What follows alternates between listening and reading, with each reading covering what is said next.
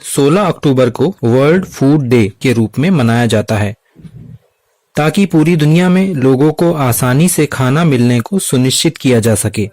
इस अवसर के लिए इस विषय पर इस्लाम की कुछ शिक्षाएं आपकी सेवा में प्रस्तुत हैं।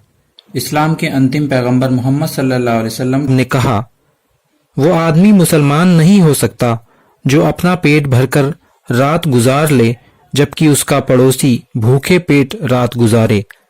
यानी हर मुसलमान को मुसलमान रहने के लिए अपने पड़ोसी का ख्याल रखना अनिवार्य है, चाहे पड़ोसी मुसलमान ना हो तब भी। इस्लाम धर्म के एक विद्वान ने कहा, इन 4 लक्षणों में सभी अच्छाइयां समाहित हैं और इन लक्षणों के द्वारा अच्छे लोग संत के दर्जे तक पहुंच जाते हैं। यानी दुबला पेट, शांत स्वभाव, कम सोना और लोगों से बेनियाज होना। यानी कम खाकर, कम सोकर, निस्वार्थ होकर, बिना दिखावा किए लोगों का ख्याल रखना। एक अवसर पर मोहम्मद सल्लल्लाहु अलैहि वसल्लम के एक साथी ने कहा, एक दिन मैंने रोटी और वसायुक्त मीट स्टू खाया और उसके बाद में आपके यहाँ गया। वहां मुझे जोर की डकार आ गई तो आपने मुझसे कहा, अपनी डकार को काबू में करो।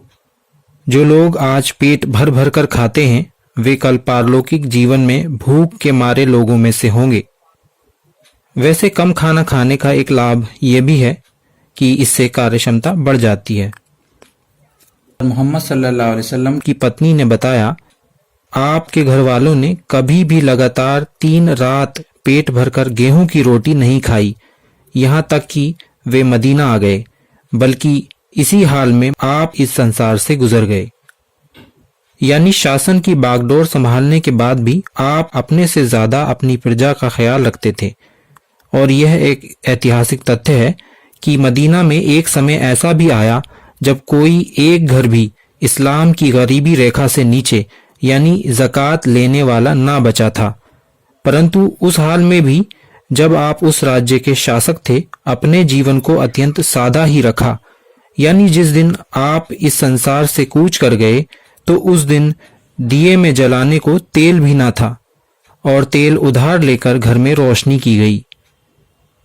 यदि आप मोहम्मद सल्लल्लाहु अलैहि वसल्लम की जीवनी अपनी भाषा में पढ़ना चाहते हैं तो हमें कमेंट बॉक्स में अवश्य लिखें। धन्यवाद।